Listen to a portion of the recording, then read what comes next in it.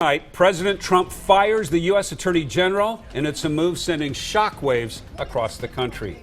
At 11 o'clock, good evening, everyone. I'm Jeff Gianola. And I'm Jennifer Hoff. The president fired Attorney General Sally Yates just hours after she announced the U.S. Justice Department will not defend Trump's recent ban on immigration. After dumping Yates, Trump appointed this man, Dana Bente, to serve as acting Attorney General. He is a U.S. attorney for the Eastern District of Virginia.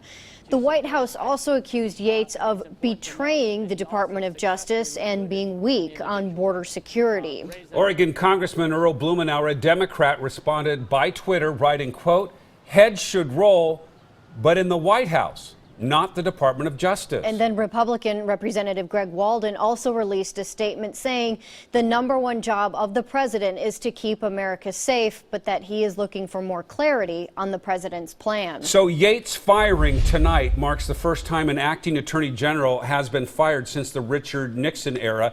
Andrew Dymburt sat down with a political expert to find out, what does this all mean? Right. Well, so Yates was fired because she would not enforce Trump's immigration ban. So, of course, there are several questions about what this all means. But in the grand scheme of things, the move really doesn't mean much. It is extremely rare that a president fires an attorney general. President Donald Trump dumps Attorney General Sally Yates after Yates publicly condemned his immigration ban. Political analyst Jim Moore. Sally Yates, who was just fired because she was approved by the Senate, is the only one who legally can sign foreign warrants that deal with arrests and things like that. So right now, the United States cannot do that. Yates was an Obama holdover, and it's the first time a president has fired the acting attorney general since Richard Nixon and Watergate. But even so, this is different, says Moore. Even though Nixon had nominated him, was there to fight the good fight in case the president was corrupt.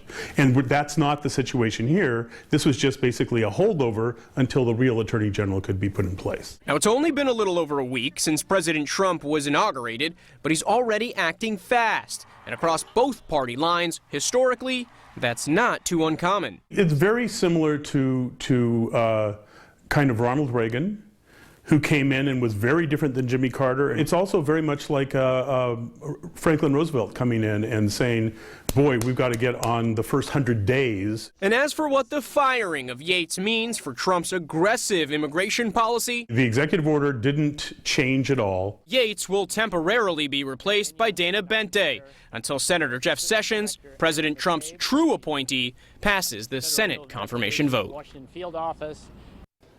And Jennifer, Jeff Bente, the acting attorney general, might only be in that position for a day or two because Senator Jeff Sessions could be voted in as early as tomorrow. Yeah, and we'll see how quickly Sessions could be confirmed. Andrew, thanks for that perspective. Let's go now to our Chris Holmstrom, who's going beyond the headlines, speaking with Oregon's Republican Party that backs the